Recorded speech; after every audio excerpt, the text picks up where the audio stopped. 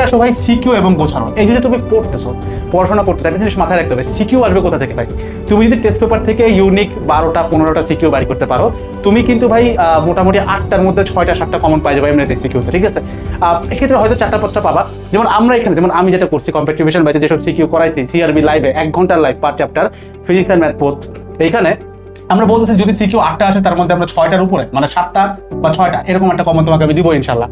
এবং এমসিকিউর ক্ষেত্রেও কিন্তু সেম কথাই বলতেছি আমরা, যে এমসিকিউ যদি 25টা আসে তার মধ্যে 22টার উপরে ইনশাল্লাহ আমরা তোমাকে কমন দিব at any cost, physics and ম্যাথে। তো সেম জিনিসটা তুমিও যদি করতে চাও, তোমাকে কিন্তু টেস্ট পেপার থেকে খুব কষ্ট করে হইলেও বাইর করে নিয়ে আসতে হবে যে কোন জিনিসটা তোমার কমন আসে।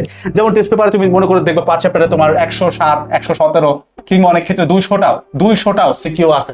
তো প্রশ্ন হচ্ছে ভাই, পরীক্ষার আগের রাতে তো 200টা সিকিউ শেষ করা কোয়াইট ইম্পসিবল। তো আমাকে এটাকে ন্যারো ডাউন করতে হবে। সেটা করার একটাই ওয়ে, সেটা হচ্ছে টেস্ট পেপার থেকে দেখা যে কোন কোশ্চেনটা একটু ইউনিক বাট বোর্ডে আসতেছে। তুমি চাইলেই সাজেশন বের করে ফেলতে পারবা না। তুমি যেটা করতে পারো, প্রথম ইউনিক 12টা সিকিউ যদি তুমি পিক করতে পারো, তুমি দেখবা এর বাইরে আহামরি কিছু পড়তেছে না, এখানেই সব আছে। আবারও বলতেছি, নট প্রথম 12টা, আমি বলতেছি প্রথম ইউনিক 12টা বোর্ড কোশ্চেন, আর কিচ্ছু না। এই কাজটা করো, তাহলে দেখবে হয়ে যাচ্ছে। এটা করতে টায়ারসাম, সময় লাগবে, বাট এটা করলে ইউ উইল গো না থ্যাংক ইউর সেলফ।